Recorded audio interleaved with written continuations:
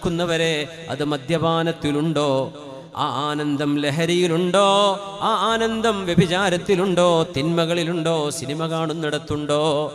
നിങ്ങൾ ചിന്തിക്കുന്ന, നിങ്ങൾ അനുഭവിക്കുന്ന ഈ ആനന്ദങ്ങളെക്കാളും 10 മടങ്ങ് ആനന്ദമാണ് പാതിരാവിൻ്റെ നിശബ്ദതയിൽ റഹ്മാനായ റബ്ബിൻ്റെ മുമ്പിൽ സുജൂദിൽ വീണ് സുബ്ഹാന റബ്ബിയൽ അലാ വബിഹംദിഹി, സുബ്ഹാന റബ്ബിയൽ അലാ വബിഹംദിഹി, സുബ്ഹാന റബ്ബിയൽ അലാ വബിഹംദിഹി എന്ന് സുജൂദിൽ കടന്ന് പറയുന്ന ആ ഒരു തസ്ബീഹിന് കിട്ടുന്ന മധുരം ലോകത്തെ ഒരു തിന്മയിൽ നിന്നും കിട്ടില്ല. മുഅ്മിനെ കിട്ടില്ല, സഹോദര കിട്ടില്ല, പെങ്ങളെ കിട്ടില്ല, വിദ്യാർത്ഥിനികളെ. ആനന്ദം ആത്മാവിൻ്റെ ആനന്ദമാണ്. അത് അല്ലാഹുവിനോട് നമ്മൾ മനസ്സ് കൊടുക്കുമ്പോൾ കിട്ടുന്ന ആനന്ദമാണ്. ഇബാദത്തിൻ്റെ, പ്രാർത്ഥനയുടെ ആനന്ദം. അമ്മൻ ഹുവ ഖാനിതുൻ ആനാ അല്ലൈലി സാജിദൻ വഖായിമാ, രാത്രിയുടെ ഇരുട്ടറകളിൽ നിന്നുകൊണ്ടും കിടന്നുകൊണ്ടും സുജൂദിൽ കിടന്നുകൊണ്ടും യഹ്ദറുൽ ആഖിറത വയർജൂ റഹ്മത റബ്ബി. ഉസ്മാൻ റളിയല്ലാഹു അൻഹുവിനെ കുറിച്ച് ഇറങ്ങിയ ആയത്താണത്രേ. രാത്രികാലം ഖുർആൻ ഓതി നിൽക്കുകയും നിസ്കരിക്കുകയും സുജൂദ് ചെയ്യുകയും ചെയ്തിട്ട് ആഖിറത്തെ പേടിക്കുകയും അല്ലാഹുവിൻ്റെ റഹ്മത്തിനെ പ്രതീക്ഷിക്കുകയും ചെയ്ത് പാതിരാവിൽ നിസ്കരിക്കുന്ന ആളും അങ്ങനത്തെ ഒരു നന്മയും ചെയ്യാതെ കിടന്നുറങ്ങി കാലം കഴിക്കുന്നവനും ഒരുപോലെയാണോ? ഖുൽ ഹൽ യസ്തവില്ലദീന യഅലമൂൻ വല്ലദീന ലാ യഅലമൂൻ, അറിവുള്ളവരും അറിവില്ലാത്തവരും ഒരുപോലെയാണോ? ഇത് റിട്ടോറിക് ക്വസ്റ്റ്യൻ ആണെന്ന് പറയും. ഉത്തരം വ്യക്തമാണ്, അല്ല. ഇങ്ങനെ പ്രാർത്ഥനയിൽ കഴിഞ്ഞുകൂടുന്നൊരു മുഅ്മിനും കളി കണ്ടുകൊണ്ടോ, സിനിമ കണ്ടുകൊണ്ടോ, വെറുതെ റീലുകൾ കണ്ടുകൊണ്ടോ, വെറുതെ യൂട്യൂബിൽ എന്തെങ്കിലും കണ്ടുകൊണ്ടോ, അല്ലാഹുവിന് ഇഷ്ടമില്ലാത്തത് വല്ലതും നോക്കിക്കണ്ടുകൊണ്ടോ സമയം കളയുന്നവനും ഖുർആനോദി തസ്ബീഹ് ചൊല്ലി ഇസ്തിഗ്ഫാർ ചൊല്ലി അല്ലാഹുമ്മ അൻത റബ്ബി ലാ ഇലാഹ ഇല്ലാ അൻത ഖലഖ്തനീ വഅന അബ്ദുക വഅന അലാ അഹ്ദിക വവഅദിക മസ്തതഅത്. സയ്യിദുൽ ഇസ്തിഗ്ഫാർ ഒരു മനുഷ്യൻ ചൊല്ലിയാൽ നേരം വെളുക്കുമ്പോൾ മരിച്ചാൽ അവർക്ക് സ്വർഗ്ഗമാണത്രേ ഉറപ്പ്. സുബഹി കഴിഞ്ഞ് സയ്യിദുൽ ഇസ്തിഗ്ഫാർ എന്ന ഈ ദുആ ചൊല്ലിയാൽ മഗ്രിബിന്റെ മുമ്പ് മരിച്ചാൽ സ്വർഗ്ഗം ഉറപ്പാണ് എന്ന് അഷ്റഫുൽ ഖൽഖ് തങ്ങൾ പറഞ്ഞ ഹദീസാണിത്. അത് ചൊല്ലുന്നവരും മുസ്തഗ്ഫിരീന ബിൽ അസ്ഹാർ, നമ്മുടെ അങ്ങാടികളുടെ തെരുവുകളിൽ, നമ്മുടെ റെസ്റ്റോറൻറ്റുകളിൽ, പാതിരാ സമയങ്ങളിൽ തെരുവുകളിൽ കറങ്ങി നടക്കുന്നവരും മുസല്ല വിരിച്ച് മുസല്ലയിലിരുന്ന് പ്രാർത്ഥിക്കുന്നവരും ഒരുപോലെയാണോ? ഒരിക്കലുമല്ല. ലഹരിയടിച്ച് മദ്യപിച്ച് ബോധമില്ലാതെ റോഡരികിൽ കറങ്ങി നടക്കുന്നവനും അള്ളാഹുവിനെ പേടിച്ച് മുസല്ല വിരിച്ച് വുദൂ എടുത്ത് പാതിരാവിൽ നിസ്കരിക്കുന്ന മക്കളും ഒരുപോലെയാണോ? ഒരിക്കലുമല്ല, ഒരിക്കലുമല്ല. അമ്മൻ ഹുവ ഖാനിതുൻ ആനാ അല്ലൈലി സാജിദൻ വഖായിമാ യഹ്ദറുൽ ആഖിറത വയർജൂ റഹ്മത റബ്ബിഹി. അള്ളാഹുവിനെ പേടിച്ചുകൊണ്ടും പ്രതീക്ഷിച്ചുകൊണ്ടും പ്രാർത്ഥിക്കുന്നവരും പടച്ചവൻ തന്നെ ഇല്ല എന്ന് പറഞ്ഞ് റബ്ബിനെ ചാലഞ്ച് ചെയ്യുന്നവരും ഒരുപോലെയാണോ? ഒരിക്കലുമല്ല, ഒരിക്കലുമല്ല. അള്ളാഹുവിൻ്റെ മുമ്പിൽ സുജൂദ് ചെയ്യുന്ന ആനന്ദമറിയുന്ന ഒരാളും ആ സുജൂദ് അവർക്ക് ഒഴിവാക്കാൻ കഴിയില്ല, പ്രാർത്ഥന ഒഴിവാക്കാൻ കഴിയില്ല. ആത്മാവും ശരീരവും നൽകിയിട്ട് അള്ളാഹു മനുഷ്യനെ പടച്ചത്. ആ ആത്മാവ് ശരീരത്തിന് വലിച്ചെടുക്കുമ്പോഴാണ് മരിച്ചു എന്ന് പറയാം. അതുകൊണ്ട് ശരീരത്തെ ആനന്ദിപ്പിച്ചത് കൊണ്ട് മാത്രം ആനന്ദമാവില്ല, ആത്മാവിനെ കൂടെ ആനന്ദിപ്പിക്കണം. ആത്മാവിൻ്റെ ആനന്ദം അതിൻ്റെ സട്ടാവുമായി ബന്ധപ്പെടുമ്പോഴാണ് ആ ആനന്ദമാണ് ഇബാദത്തിലൂടെ, ആരാധനയിലൂടെ ലഭിക്കുന്നത്. അതുകൊണ്ടൊരു വിശ്വാസിയുടെ മനസ്സമാധാനം ഒരിക്കലും വിശ്വാസിയല്ലാത്തവർക്ക് ഇല്ല എന്ന് വിശുദ്ധ ഖുർആൻ. من أراد أن يتكلم مع ربه فليقرأ القرآن. അള്ളാഹു മഹബൂബാണെങ്കിൽ മഹബൂബിനോട് സംസാരിക്കണമെന്ന് ആഗ്രഹം വരും. നിങ്ങളുടെ മഹബൂബായ റബ്ബിനോട് നിങ്ങൾക്ക് സംസാരിക്കണമെന്ന് തോന്നുകയാണെങ്കിൽ എന്ത് ചെയ്യും?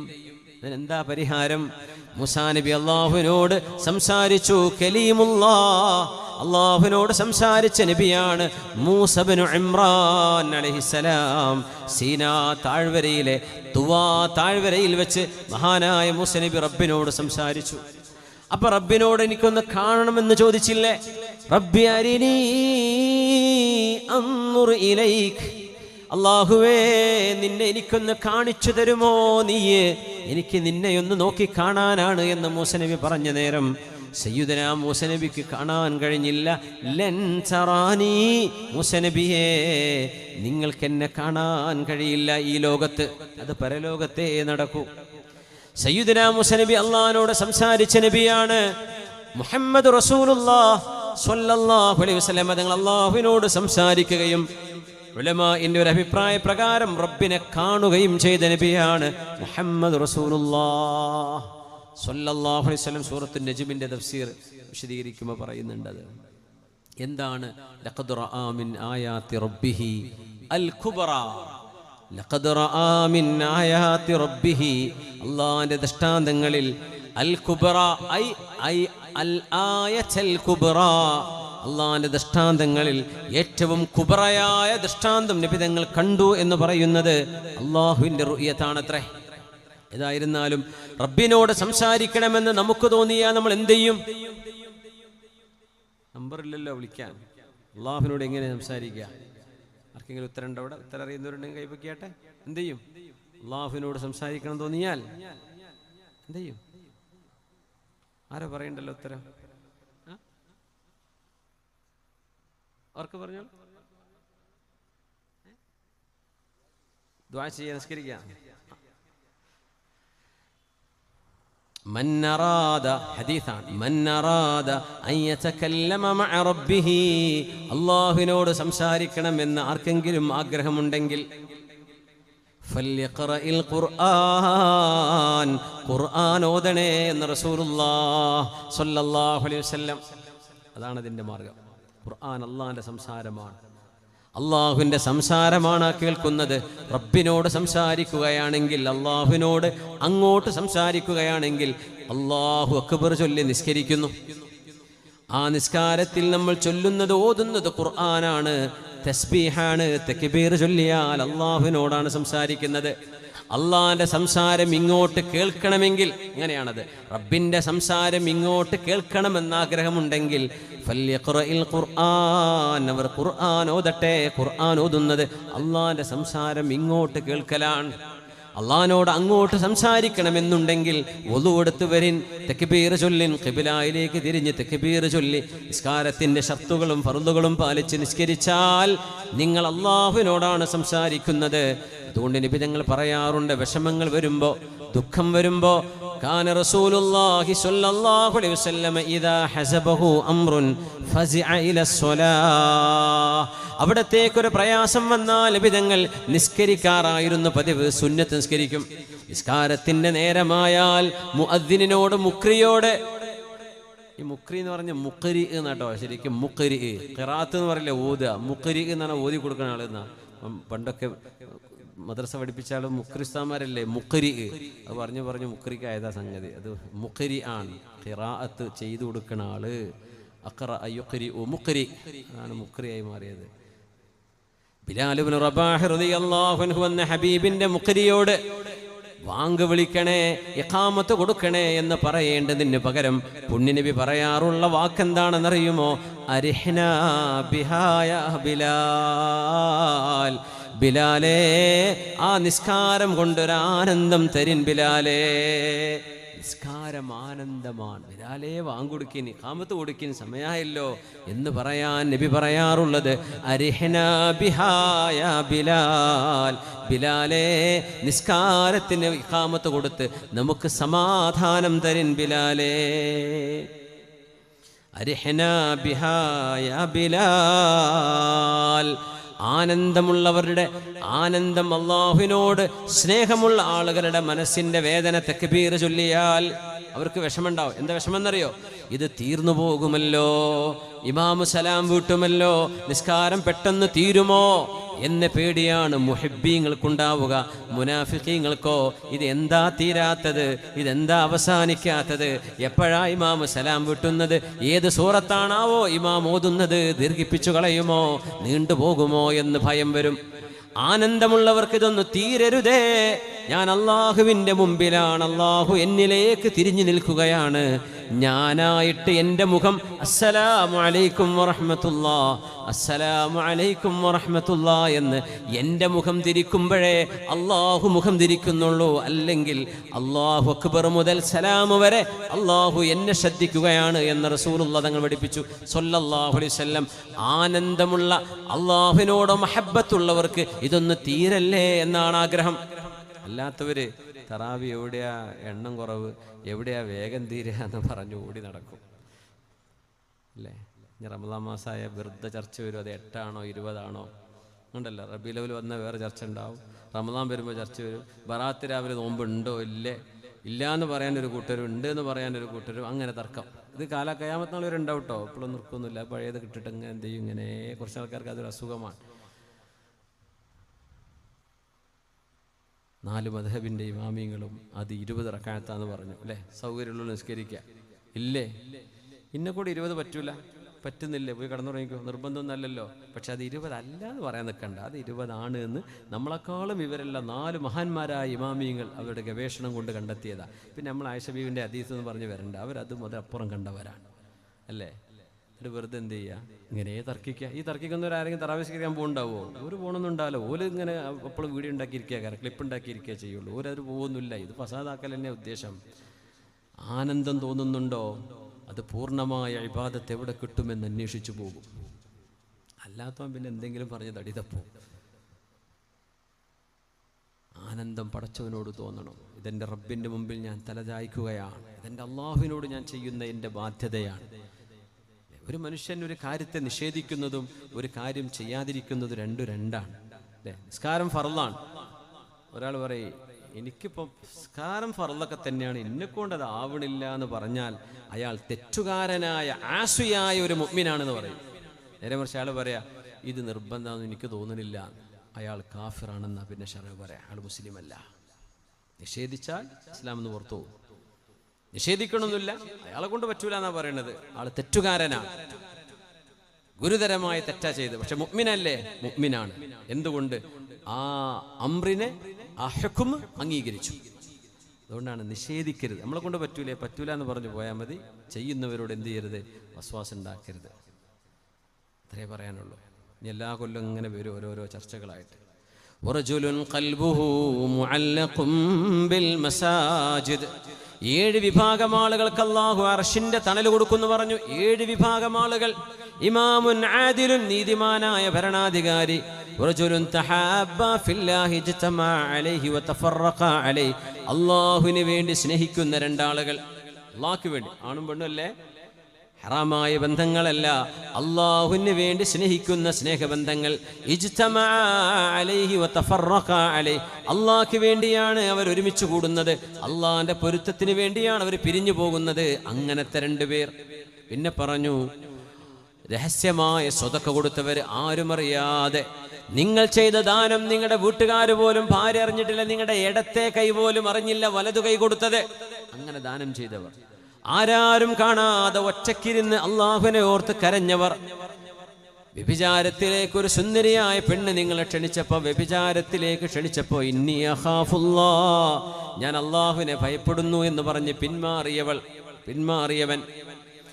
പിന്നെ പറഞ്ഞു വമൻ ഖൽബുഹു മുഅല്ലഖും ബിൽ മസാജിദ്. ആരുടെ ഹൃദയമാണോ അള്ളാഹുവിൻ്റെ മസ്ജിദുമായി ബന്ധപ്പെട്ട് കിടക്കുന്നത്, എപ്പോഴും പള്ളിയുടെ കാര്യത്തെക്കുറിച്ചാണ് അവരുടെ ഏവലാതിയും ചിന്തകളും.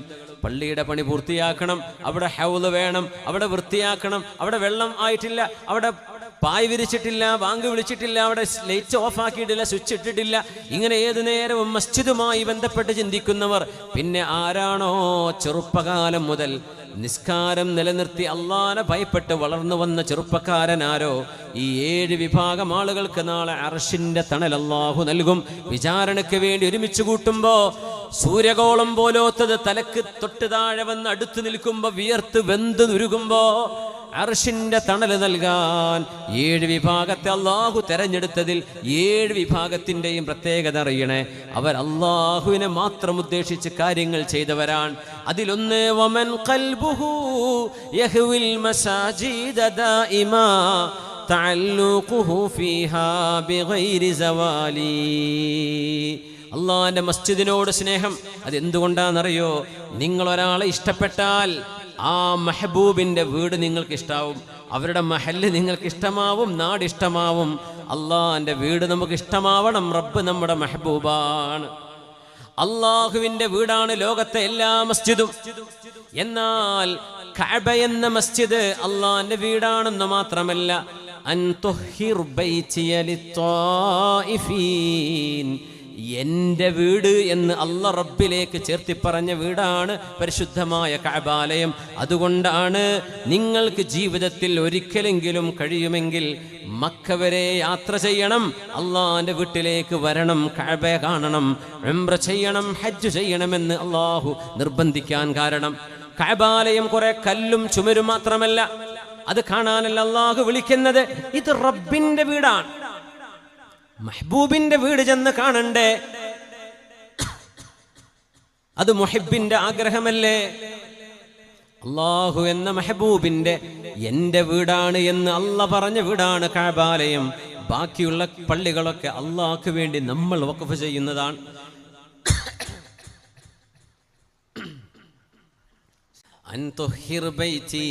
എൻ്റെ വീട് എൻ്റെ വീട് എന്ന് അള്ളാഹു പറയുന്നത് കഅബാലയത്തെ കുറിച്ചാണ്. അത് എൻ്റെ വീട് വന്ന് സന്ദർശിക്കണം. അപ്പൊ അള്ളാഹ് നമ്മളെ മെഹബൂബാണെങ്കിൽ പോയി സന്ദർശിക്കൂലേ? ഇതൊന്നും ഇഷ്ടമല്ലാണ്ടെങ്കിൽ വലിഞ്ഞു പോണവരുണ്ട്. അവിടെ എത്തിയിട്ട് പറയാം, ഹജ്ജ് ഇങ്ങനെയൊക്കെയാണെങ്കിൽ ഞാൻ വരൂലായി കേട്ടോ. എന്തിനാ പിന്നെ വന്ന കാര്യം, പോയില്ലേ? അവിടെ തിക്കും തിരക്കും കാണുമ്പോഴേ ഇതൊക്കെ ഹജ്ജ്, ഞാൻ ഇപ്പോഴാണ് അതൊക്കെ അറിയണത് എന്ന് പറയും. പോയി അവിടുത്തെ തിക്കും തിരക്കും, അവിടുത്തെ ചൂടും, അവിടുത്തെ തിരക്കും, അവിടുത്തെ നടത്തവും, അവിടുത്തെ ത്യാഗങ്ങളുമെല്ലാം എൻ്റെ മെഹബൂബ് പറഞ്ഞതുകൊണ്ടാണ് ഞാൻ ചെയ്യുന്നത് എന്ന് മനസ്സിൽ കരുതി വരുന്നവർക്കാണ് ഹജ്ജ്. അതുകൊണ്ടാണ് ആരെങ്കിലും ഹജ്ജ് ചെയ്യുകയും വലം യർഫുസ്, ആ ഹജ്ജിന്റെ വേളയിൽ ഒരു മുറുമുറുപ്പും പറയാതെ, ഒരു അക്ഷമയും കാണിക്കാതെ ആരാണോ അള്ളാഹുവിന് ഹജ്ജ് ചെയ്യുന്നത് അവർക്ക് സ്വർഗമാണ് പ്രതിഫലമെന്ന് റസൂലുള്ളാഹി സ്വല്ലല്ലാഹു അലൈഹി വസല്ലം. അള്ളാഹിന്റെ വീടിനോടൊരു സ്നേഹം, മസ്ജിദിനോടൊരു സ്നേഹം വേണം. ഇത് ഈമാന്റെ അടയാളമാണ്. പള്ളി അള്ളാഹുവിൻ്റെതാണ്. കമ്മിറ്റിക്കാരെ നമ്മളെന്നൊക്കെ പറഞ്ഞാലും പള്ളിയുടെ ഉടമസ്ഥാവകാശം ആർക്കാണ്? അള്ളാഹുവിന് വഖഫ് ചെയ്ത പള്ളി അത് അള്ളാഹ്ക്കുള്ളതാണ്, അള്ളാഹിൻ്റെതാണത്. വഖഫ് ചെയ്താൽ അതിൻ്റെ മിൽക്ക് ഉടമസ്ഥാവകാശം ആർക്കാണ്? അള്ളാഹുവിനാണ്. പിന്നെ കമ്മിറ്റിക്കാർ കൈകാര്യകർത്താക്കളാണ്, ഉടമസ്ഥാവകാശം അള്ളാഹുവിനാണ്. ഭൂമിയിലെ എല്ലാ മസ്ജിദുകളും അള്ളാഹുവിൻ്റെ ഭവനങ്ങൾ തന്നെ. എന്നാൽ ഭൂമിയിലെ ആദ്യത്തെ വീടായ കഅബാലയം അള്ളാഹു എൻ്റേത് എന്ന് പറഞ്ഞ വീടാണ്. അതുകൊണ്ടാണ് കഅബാലയം നമ്മുടെ ഖിബിലയായി മാറിയത്. അതുകൊണ്ട് നമ്മുടെ നിസ്കാരത്തിന്റെ ഡയറക്ഷൻ ഖിബിലയാണ്. എന്ത്? അത് അള്ളാഹിൻ്റെതാണെന്ന് പറഞ്ഞ വീടാണ്. മറ്റേതൊക്കെ അള്ളാഹ്ക്ക് വേണ്ടി നമ്മൾ വഖഫ് ചെയ്ത വീടാണ്. അതാണ് വ്യത്യാസം. അള്ളാഹുവിനോട് മഹബ്ബത്തുണ്ടോ? അള്ളാഹുവിൻ്റെ വീട് പോയി സന്ദർശിക്കണം. അത് മുഅ്മിനായ മനുഷ്യന്റെ ഈമാനിന്റെ അടയാളമാണ്.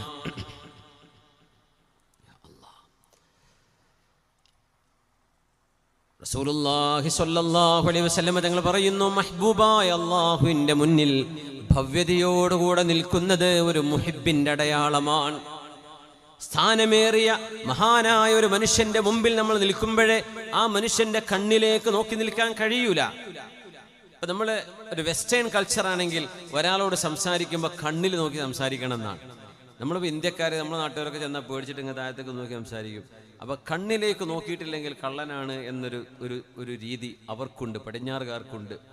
കള്ളനായതുകൊണ്ടാണ് കണ്ണുക്ക് നോക്കാത്തത്. അല്ലെങ്കിൽ look into my eyes, കണ്ണിൽ നോക്കി സംസാരിക്കുന്ന പറയാം. പക്ഷെ നമുക്ക് മുതിർന്നവരോട്, അള്ളാഹ്ക്ക് തസ്ബീഹുള്ള സാധനമാണ്. നിങ്ങൾ കടിക്കാൻ വരുന്നുണ്ടെങ്കിൽ മാത്രം എന്തേ ചെയ്താൽ മതി, ഇവരൊന്നും ചെയ്യൂല, പോയിക്കോളും. നായനെറിയൽ സുന്നത്തൊന്നുമില്ല. അതിന് വെള്ളം കൊടുത്താൽ സ്വർഗത്തിൽ പോയിക്കണ ഒരു പെണ്ണ് അറിയില്ലേ? സംഗതി നജസ് തന്നെയാണ്. തൊട്ടാൻ നജസ് 7 വട്ടം കഴുകണം, മണ്ണിട്ട് കഴുകും വേണം. പക്ഷേ മൂപ്പർക്ക് വെള്ളം കൊടുത്തിട്ടാണ് ഒരു അഭിസാരികയായ പെണ്ണ് സ്വർഗത്തിലേക്ക് പോയത്. അള്ളാഹ്ക്ക് തസ്ബീഹ് ചൊല്ലുന്നൊരു ജീവിയാണ്. നിസ്കരിക്കാത്ത ഒരാളും ഒരു നായ അടുത്തുണ്ട്, ഒരു ഭക്ഷണം ഉള്ളൂ, ഒരാൾക്ക് തിന്നാൻ പറ്റുള്ളൂ, ആർക്ക് കൊടുക്കണം എന്നാ പറയാ? നായക്ക് കൊടുത്തോളി എന്നാ പറയാ. എന്തേ? അത് അള്ളാഹിനെ ഓർക്കുന്ന ജീവിയാണ്. മറ്റോ നിസ്കരിക്കൂല നടക്കണ ആളല്ലേ. നമ്മളറിയാതെ കല്ലെടുത്തു അല്ലേ? അങ്ങനെ ശീലായിപ്പോയി എന്ന് തോന്നുന്നു അല്ലേ? നായനെ എറിയണം എന്നാ വിചാരിച്ചു. അങ്ങനെയൊന്നുമില്ല, അതിനെറിയൊന്നും വേണ്ട. അത് ഉപദ്രവിക്കുകയാണെങ്കിൽ ആട്ടി പറഞ്ഞേച്ചാൽ മതി. أما يخشى الذي يرفع بصره في الصلاة أن يحول الله رأسه رأس حمار. നിസ്കരിക്കുന്ന സമയത്ത് അള്ളാഹുവിൻ്റെ മുമ്പിൽ ഭവ്യതയോടുകൂടെ നിൽക്കണം. അതുകൊണ്ട് കണ്ണ് താഴ്ത്തണം. എവിടെയാണോ നമ്മൾ സുജൂദ് ചെയ്യാൻ പോകുന്നത് അങ്ങോട്ടാണ് നോക്കേണ്ടത്. നിസ്കരിക്കുമ്പോഴേ മുമ്പിൽ നിൽക്കണോടെ കുപ്പായത്തിൻ്റെ ബാക്കോ അല്ലെ ഇമാമിൻ്റെ പെരടിക്കോ നോക്കാൻ നിൽക്കണ്ട. എങ്ങോട്ടാ നോക്കേണ്ടത്? താഴെ. നമ്മൾ എവിടെയാണോ തല വെക്കാൻ പോകുന്നത്, സുജൂദിൽ നെറ്റി വെക്കാൻ പോകുന്നത്, അവിടേക്കാണ് നോക്കി നിൽക്കേണ്ടത്. എന്നാലും നമ്മൾ അപ്പുറപ്പുറമൊക്കെ വായിച്ചു പോകൂലേ? അതിന് ഓരോരുത്തരും ഓരോ എഴുതി കൊണ്ടുവരും ചെയ്യും കുപ്പായത്തുമ്മേ. ദയവ് ചെയ്ത് എഴുത്തും രൂപങ്ങളുള്ളത് പള്ളിക്ക് വരല്ലേ. ദയവ് ചെയ്ത് നിങ്ങളൊരു ഇൻ്റർവ്യൂക്ക് പോകുമ്പോൾ കിട്ടുപോകുമോ? ഒരു ഇൻ്റർവ്യൂ ജോലിക്ക് പോവാണ്, നിങ്ങളിങ്ങനെ ഫ്ലൈ എമിറേറ്റ്സ് എന്നൊക്കെ ചെയ്തിട്ട് പോവുക. ബാക്കിൽ നിങ്ങൾ നല്ല കുട്ടപ്പനായിട്ടല്ലേ പോവുക? നല്ല ടൈയും ഷൂ ഒക്കെ ഇട്ടിട്ട് വല്ല ഉഷാറിലല്ലേ പോവുക? ടീഷർട്ടും ട്രൗസറൊക്കെ ഇട്ടിട്ട് പോവോ? ഞാൻ ചോദിക്കുകയാണ്. പണി കിട്ടൂല അല്ലേ? എന്താ പറയുക? ഈ ചങ്ങായിക്ക് മര്യാദയ്ക്ക് ഡ്രസ്സ് ചെയ്യാൻ അറിയില്ല, അവനവൻ എന്ത് ജോലി കൊടുക്കാനാണെന്നാ പറയാ. അവിടെ ഫെയിലാക്കും. ഉള്ളിൽ തന്നെ കയറ്റൂല, പോയിക്കോട്ടെ അറിയും. നമ്മളൊക്കെ അള്ളാഹിൻ്റെ മുമ്പിൽ കൂളായിട്ട് ജുമയ്ക്കൊക്കെ ഇങ്ങനെ മണക്കണ കുപ്പായൊക്കെ ഇട്ടിട്ടാണ് വരിക. സുബ്ഹാനല്ലാഹ്. അതൊക്കെ അള്ളാഹ് സ്വീകരിക്കണം എന്ന് പറഞ്ഞാൽ അള്ളാഹിൻ്റെ റഹ്മത്ത് കൊണ്ട് തന്നെ സ്വീകരിച്ച് കിട്ടിയെങ്കിലുള്ളൂട്ടാ. നിസ്കരിക്കുമ്പോൾ ഭവ്യതയോടുകൂടെ നിൽക്കണമെന്നാ. അനങ്ങരുത്, ആടിക്കളിക്കരുത്. സുജൂദ് എവിടെയാണോ ചെയ്യാൻ പോകുന്നത് ആ സുജൂദിൻ്റെ സ്ഥാനത്തേക്ക് നോക്കണം. മേലോട്ട് നോക്കുക. ഫാനുമൊക്കെ നോക്കാൻ പാടില്ല, പള്ളിയുടെ സീലിങ്ങിലേക്ക് നോക്കാൻ പാടില്ല. നിസ്കരിക്കുമ്പോൾ മുമ്പിലേക്കേ നോക്കാവൂ. എന്തെന്നറിയോ? ഒരു മഹാന്റെ മുമ്പിൽ നിൽക്കുമ്പോൾ നമ്മൾ താഴേക്ക് നോക്കിയിട്ടാണ് നിൽക്കുക.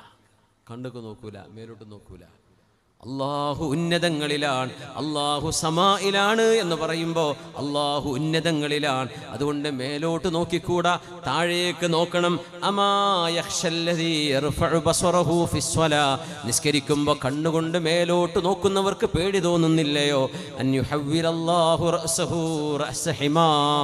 അവരുടെ തല അള്ളാഹു ഒരു കഴുതയുടെ തലയായി മാറ്റിക്കളയുമോ എന്നവർ പേടിക്കുന്നില്ലേ? നബി തങ്ങൾ പറയാ സല്ലല്ലാഹു അലൈഹി വസല്ലം, മേലോട്ട് നോക്കരുത്, മുമ്പിൽ ഭവ്യതയോടുകൂടെ നിൽക്കണം. സൂറത്തുൻ നജ്മിൽ മാ സാഗൽ ബസറു വമാ തഗാ, അല്ലാഹുവിൻ്റെ ഹദറത്തിലേക്ക് നബി തങ്ങൾ കയറി ചെല്ലുമ്പോൾ സല്ലല്ലാഹു അലൈഹി വസല്ലം ഹബീബായ നബി താഴേക്കാണ് നോക്കിയത്. നബി തങ്ങൾ ഇടത്തോട്ടും വലത്തോട്ടും നോക്കിയിട്ടില്ല. സല്ലല്ലാഹു അലൈഹി വസല്ലം ഇടത്തോട്ടും വലത്തോട്ടും നോക്കിയിട്ടില്ല. സാഗൽ ബസറു വമാ തഗാ, പുണ്യ നബിയെ, അങ്ങയുടെ കണ്ണ് അള്ളാഹുവിൻ്റെ ഹദറത്തിൽ നിന്ന് ഇടത്തോട്ടോ വലത്തോട്ടോ തിരിഞ്ഞില്ലല്ലോ. അങ്ങ് താഴെ ഭവ്യതയോടുകൂടെയാണല്ലോ നോക്കിയത്. മാ കദബൽ ഫുആദു മാ റആ, അവിടുന്ന് കണ്ടത് സത്യമാണ്, അവിടുന്ന് കണ്ടത് അവിടുത്തെ ഹൃദയം അറിഞ്ഞതാണ്. ഹബീബായ റസൂലുള്ളാഹി സ്വല്ലല്ലാഹു അലൈഹി വസല്ലം തങ്ങൾ അല്ലാഹുവായ മെഹബൂബിനോട് ഇഷ്ടപ്പെടാൻ നമ്മളെ പഠിപ്പിക്കുന്ന പാഠങ്ങളാണ്.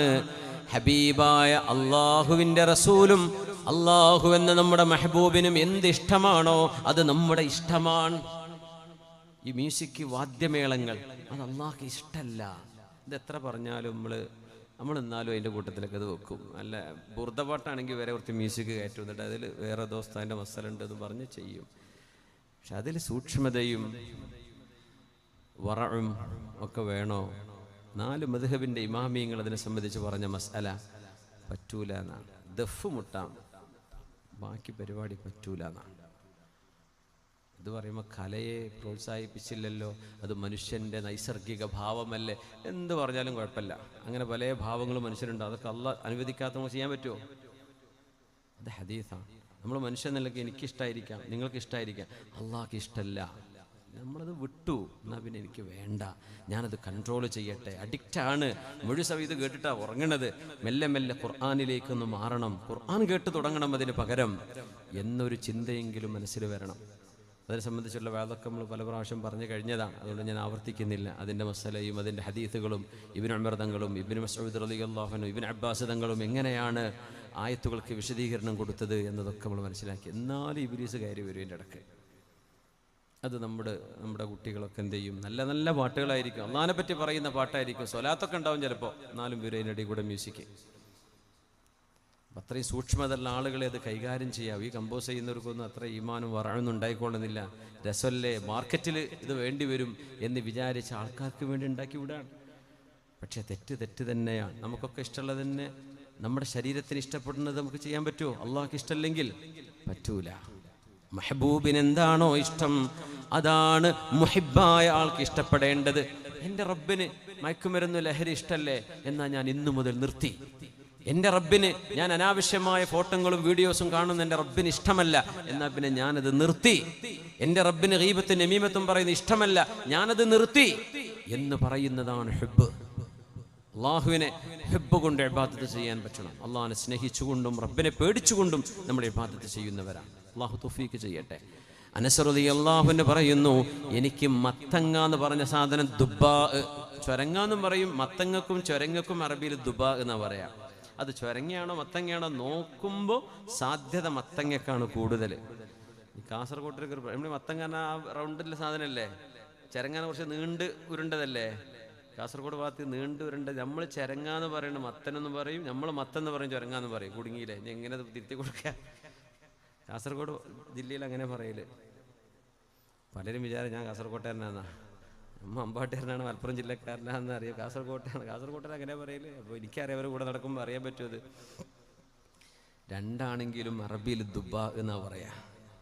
അനസ് റളിയല്ലാഹു അൻഹു പറയും, എനിക്ക് മത്തനൊന്നും ഇഷ്ടമല്ലാത്തൊരു സാധനമായിരുന്നു. പക്ഷേ പുണ്യ നബിയോടുകൂടെ ഞങ്ങളൊരു വിരുന്നിന് പോയപ്പോൾ അള്ളാഹുവിൻ്റെ ഹബീബിന് മാംസവും മത്തനും അടങ്ങുന്ന ഒരു വിഭവം ആ വീട്ടുകാരുണ്ടാക്കി കൊടുത്തപ്പോൾ അള്ളാഹുവിൻ്റെ ഹബീബ് മത്തൻ്റെ കഷ്ണങ്ങൾ ഇങ്ങനെ തെരഞ്ഞു പിടിച്ച് നബിതങ്ങൾ കഴിക്കുന്നത് ഞാൻ കണ്ടു. ഫമിൻ ഹീനിഹാ, അവിടം മുതൽ അഹ്ബബ്തു ദുബ്ബാ, എനിക്ക് ആ ചരങ്ങയോ മത്തനോ അവിടം മുതൽ എനിക്ക് ഇഷ്ടമായി എന്ന് അനസ് റളിയല്ലാഹു അൻഹു. എന്തേ? അത് ഹബീബിനോടുള്ള മഹബ്ബത്താണ്. അത് ചരങ്ങ തിന്നൽ സുന്നത്തോ ഖറാഅത്തോ ഫർളോ എന്നതല്ല വിഷയം. ഹബീബിന് ഇഷ്ടമാണോ അതെനിക്ക് ഇഷ്ടമാണ്. നബിതങ്ങളത് ചുരങ്ങ തുന്നല് അല്ലെങ്കിൽ മത്തൻ കഴിക്കൽ സുന്നത്ത് എന്ന് പറഞ്ഞിട്ടില്ല. അത് നബിതങ്ങൾ ചെയ്തു. നബിതങ്ങളുടെ സുന്നത്തു ആദത്തിൻ വ സുന്നത്തു ഇബാദത്തിൻ എന്ന് മഹാന്മാർ ചിലരൊക്കെ അങ്ങനെ വ്യാഖ്യാനിക്കാറുണ്ട്. ഇത് സുന്നത്തു ആദത്താണ്. പക്ഷേ ഹുബ്ബ് കയറിയാൽ നബിക്ക് എന്തൊക്കെ ഇഷ്ടമാണോ അത് നമുക്കും ഇഷ്ടമാവണം. അള്ളാഹ്ക്ക് എന്ത് ഇഷ്ടമാണോ അത് നമുക്ക് ഇഷ്ടമാവണം. അപ്പോൾ മുടി വെട്ടുമ്പോൾ ഈ സൈഡ് ഇങ്ങനെ ചുരണ്ടിയിട്ടുണ്ട്, മേലെ മാത്രം ഒരു കൂനയാക്കി വെക്കുക. ഇവിടെയൊക്കെ ഷേവ് ചെയ്യുക. അത് നബിതങ്ങൾ ഹറാമാണ് എന്ന് പറഞ്ഞ ഷേവിങ്ങാണ്. ബാർബർമാരെ ദയവ് ചെയ്ത് അള്ളാഹിനെ വിചാരിച്ച് കേട്ടോളൂ, എടുക്കണ പണി കൊണ്ട് ഹറാമായി പോണ്ട. ഒരു കസ്റ്റമർ ഇപ്പം അങ്ങനെ ആണെന്ന് പറഞ്ഞപ്പോൾ എന്താ ചെയ്യാൻ നിങ്ങൾ തീരുമാനിച്ചോളി. ഞാൻ പറഞ്ഞുതരാം. ഒരേപോലെ എല്ലായിടത്തും ഒരേപോലെ വെട്ടണമെന്നാണ് നബിതങ്ങൾ പറഞ്ഞത് സല്ലല്ലാഹു അലൈഹി വസല്ലം. അതിൻ്റെ ഇടയ്ക്ക് കുറച്ച് ചിത്രം വരക്കലും കുറച്ച് ഷേവ് ചെയ്യലും കുറച്ച് നിർത്തലും അത് ഹറാമായ മുടി വെട്ടുന്ന രീതികളിൽ പുണ്യ നബി തങ്ങൾ പറഞ്ഞതാ സല്ലല്ലാഹു അലൈഹി വസല്ലം. നമ്മളെ കുട്ടികളെങ്കിലും നോക്കുക, നമ്മളെ മക്കളൊക്കെ മുടി വെട്ടുമ്പോൾ ഒരേപോലെ വെട്ടിക്കോട്ടെ, ഇല്ലെങ്കിൽ അങ്ങ് ഷേവ് ചെയ്തോട്ടെ, അല്ല മുണ്ഡനം ചെയ്തോട്ടെ, അല്ലെങ്കിൽ ഒരേപോലെ നല്ല ഡീസൻ്റായിട്ട് മുടി വെക്കുക. പിന്നെ താടി വെക്കുന്നത് വളരെ സുന്നത്താണ്. അത് നിങ്ങൾക്ക് ജീവിതത്തിൽ പാലിക്കാൻ പറ്റുന്ന, ഉറങ്ങിയാൽ പോലും സുന്നത്ത് കൂലി കിട്ടുന്ന സംഗതിയാണ്. പക്ഷെ വല്ല സിനിമയിലോ വല്ല സ്റ്റാറുകളോ ചെയ്ത ആ താടി പിടിച്ച് ചെയ്യണ്ട, അതിന് കൂലി കിട്ടൂല, അതിന് അടിയ കിട്ടുക. കാരണം നിങ്ങൾ എത്തിപ്പാഴ് ചെയ്യുന്നത് നബിയല്ല, ആ സിനിമയിൽ കണ്ട ക്യാരക്ടറാണ് അല്ലേ. വലിയ താടിയൊക്കെയല്ല. നമ്മൾ വെച്ചു അള്ളാ തലികെട്ട് കെട്ടി കൊടുത്താൽ ഖത്തീബ് ഇമാമു കാളിയാക്കാൻ പറ്റും. അമ്മാതിരി താടിയൊക്കെയുള്ള കുട്ടികളുണ്ട്. എന്തേ? അത് അവർ സുന്നത്തിൻ്റെ താടിയായിട്ട് എനിക്ക് തോന്നാറില്ല. ഇനിയിപ്പോൾ എനിക്ക് വെച്ചതാണോ എനിക്കറിയില്ലേ. അങ്ങനെ അല്ലെങ്കിൽ സുന്നത്തായ ഹബീബ് തങ്ങൾ ഇഷ്ടപ്പെട്ടതല്ലേ, അത് നീട്ടി വളർത്തുന്നത് നബിക്ക് ഇഷ്ടമാണ് സല്ലല്ലാഹു അലൈഹി വസല്ലം. അങ്ങനെയാണെങ്കിൽ മാഷാ അല്ലാഹ് നിഅമ വദാക്. അതല്ല, നിങ്ങൾ അത് കൊണ്ടിടക്കണ്ട ദയവ് ചെയ്തിട്ട്. മുടി പെണ്ണുങ്ങളെ പോലെ മുടി വെക്കരുത്, റിബണും ഇവിടെ എന്താ പറയുന്നത്, ഇങ്ങനെ ഒരു ക്ലിപ്പൊക്കെ വെച്ചിട്ട്. അപ്പോൾ പോയി കുറച്ച് മോഡൽ പോയി തോന്നല്ലേ, പേനൊക്കെ നിറഞ്ഞിട്ടുണ്ടാവും, അവിടെ നിർത്തിയതായിരിക്കും. ഇടയ്ക്ക് വല്ലാണ്ടങ്ങ് വന്നിരുന്നു, ക്ലിപ്പിട്ടിട്ട് നടക്കുക പെണ്ണുങ്ങളെ പോലെ. ചിലർ മുടയാനും തുടങ്ങി. പെണ്ണ് ആണുമായിട്ട് വേഷം കെട്ടുന്നത് ഹറാമാണെന്ന് മാത്രമല്ല, അള്ളാഹ് ശപിച്ചുകൊണ്ടിരിക്കുമെന്ന് റസൂലുള്ളാഹി സ്വല്ലല്ലാഹു അലൈഹി വസല്ലം. അതൊന്നും നമുക്ക് വേണ്ട. എൻ്റെ മെഹബൂബിനത് ഇഷ്ടമല്ല, എന്നാ പിന്നെ എനിക്ക് വേണ്ട, വിഷയം തീർന്നു. എൻ്റെ മെഹബൂബിന് ഇഷ്ടമല്ലേ, എനിക്ക് വേണ്ട. ഈ പോളിസിയിലേക്ക് നമുക്ക് വരാൻ കഴിയണം. അനസ് റളിയല്ലാഹു അൻഹു പറയാണ്, അവിടെ മുതൽ എനിക്ക് ചൊരങ്ങയോ മത്തങ്ങയോ അവിടെ മുതൽ ഇഷ്ടപ്പെടാൻ തുടങ്ങി, എൻ്റെ ഹബീബിന് ഇഷ്ടമായതിൻ്റെ പേരിൽ സ്വല്ലല്ലാഹു അലൈഹി വസല്ലം. അതുകൊണ്ട് മെഹബൂബായ അള്ളാഹുവിൻ്റെയും ഹബീബിൻ്റെയും ഇഷ്ടമാവട്ടെ നമ്മുടെ ഇഷ്ടം. അള്ളാഹു നമ്മുടെ ഖൽബുകളിൽ മഹബ്ബത്ത് നിറച്ചു തരട്ടെ.